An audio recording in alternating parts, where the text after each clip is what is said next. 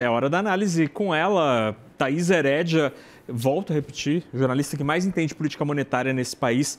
Thaís, por que este projeto aparece assim, desse jeito, do nada? É o mesmo Congresso que 4 anos atrás aprovou a autonomia do Banco Central. Meu Deus do céu, que previsibilidade esse país oferece a quem quer vir para cá.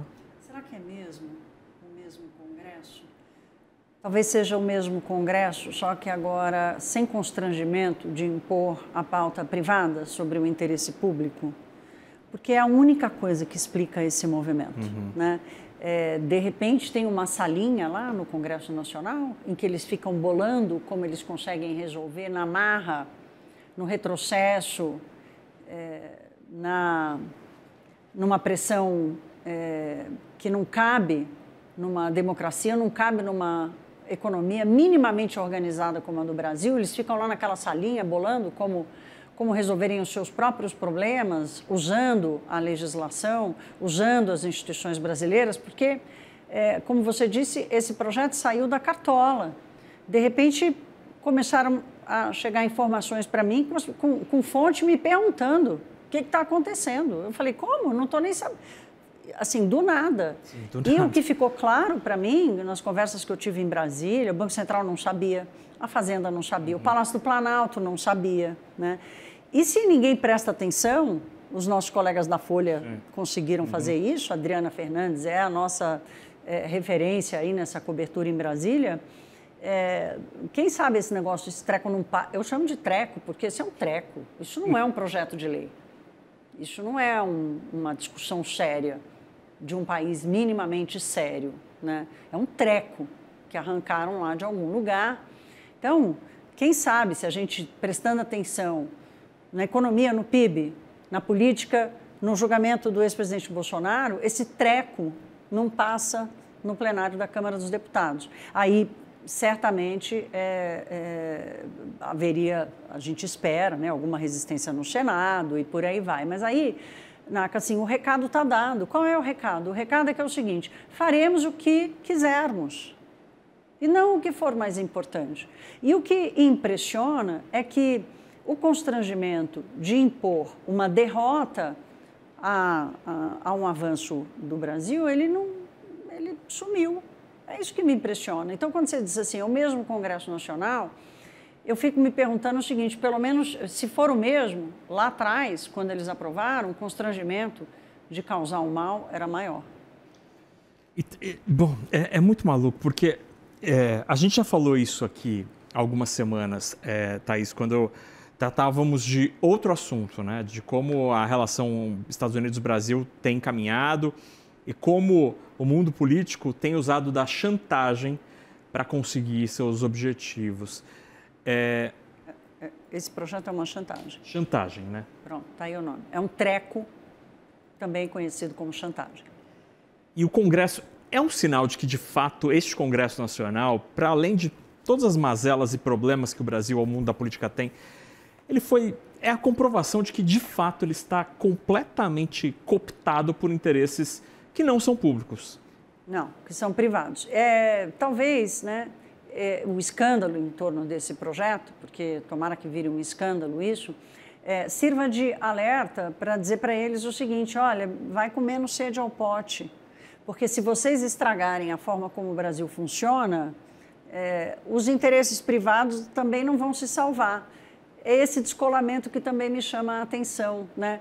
Porque se estão na tentativa de defender operações ou decisões do Banco Central e acham que, assim como Donald Trump, né, está com essa ideia agora de que se colocar lá quem for fiel a ele, ele vai conseguir domar a política monetária, a inflação e o valor da moeda sozinho, a turma do Brasil pega o exemplo e acha que, trocando a diretoria do Banco Central, assim como troca a diretoria da Petrobras, como os governos resolveram trocar a diretoria da Petrobras tantas vezes para o seu interesse próprio, né? Então, é óbvio que nós estamos falando de duas entidades, né? Uma é uma empresa gigante, outra é um órgão público, um órgão de Estado responsável pela estabilidade da moeda do Brasil, pela fiscalização do setor financeiro, né? Pela nossa segurança de fazer PIX, de fazer pagamento, receber pagamento, né? de tomar crédito, né? É sobre isso que a gente está falando aqui. Então, quando você institui uma anomalia como esta, né? Nós temos um país em que nós temos um regime presidencialista, em que o Poder Executivo tem a prerrogativa de escolher nomes das agências públicas, né? Pode ter ali uma conversa com o Congresso Nacional? Pode, mas essa é uma prerrogativa do Poder Executivo, né? Então, a anomalia, ela aumenta para além da questão específica, este Congresso que aprovou a autonomia do Banco Central é o mesmo que agora está querendo destruí-la, fere a prerrogativa, mais uma prerrogativa do Poder Executivo. Então, Naka, eu espero o seguinte, que esse escândalo, o fato da gente estar tratando disso aqui, gere algum constrangimento, né? Porque o Banco Central, nós já trouxemos isso aqui, está no meio de uma batalha, o ministro da Fazenda passou por isso ali rapidamente na fala dele, está no meio de uma batalha para conseguir funcionar, mudar o seu regime de direito público para o regime de direito privado, ter autonomia orçamentária e administrativa, poder contratar mais pessoas, menos pessoas, pessoas mais qualificadas em regime de CLT, ou seja, ter liberdade para gerir o Banco Central de acordo com as suas necessidades, né? E como é no mundo inteiro, nós já ficamos atrasados muitos anos com a autonomia operacional, estamos mais ainda com a autonomia administrativa, né? E aí vem esse processo e interfere nisso. Qual é o ponto? Olha só como as coisas não acontecem por acaso. Qual é o ponto mais sensível da proposta de emenda à Constituição que muda o regime de funcionamento do Banco Central para dar a ele autonomia administrativa e financeira?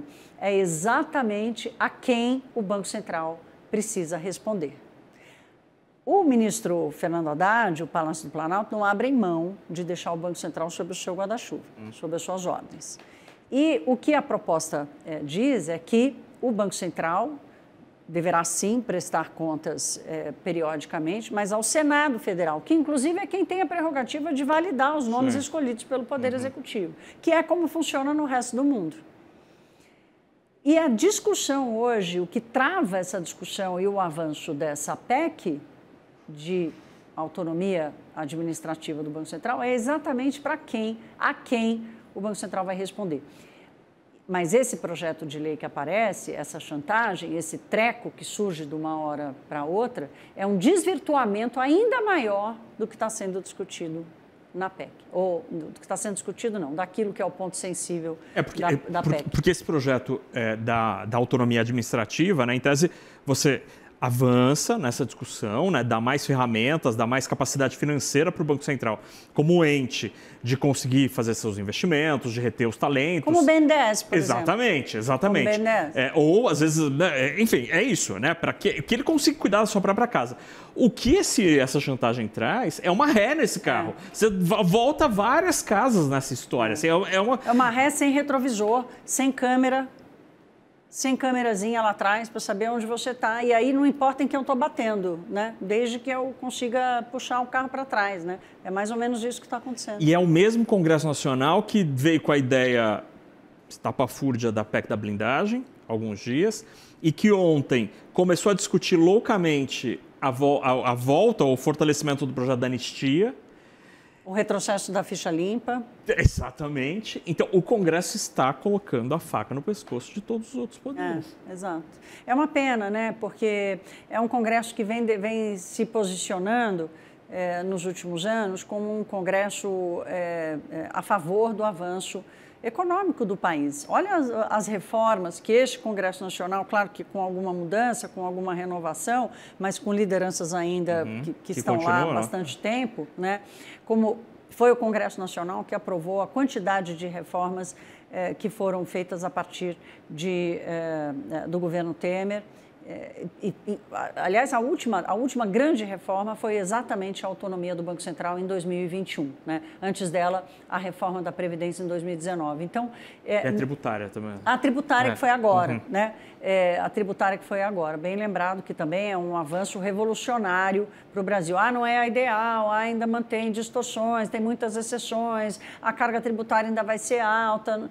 Minha gente, mas do jeito que estava não tinha como continuar. Então é isso. Então, como é que pode o Congresso que topa, encara o desafio de fazer a reforma tributária, encarou o desafio de fazer a reforma da Previdência, encarou o desafio de topar a autonomia do Banco Central, dar essa ré de uma hora para outra, do nada, com interesses totalmente equivocados. Né? É uma operação, é uma aposta de risco altíssima, sem lastro. E só para terminar, Thaís, o que esperar? Será que é uma possibilidade de, na própria Câmara, isso ser... da pauta sumir, vai caber ao Senado? O que será que dá para esperar dessa história? Eu acho que essa coisa tem um constrangimento sendo criado aí, né? A reação dos ex-BCs, eu falei com alguns deles, a reação dos ex-BCs, né? A palavra retrocesso é unânime em todos esses, né? Em todos eles, perigo, retrocesso, risco, né?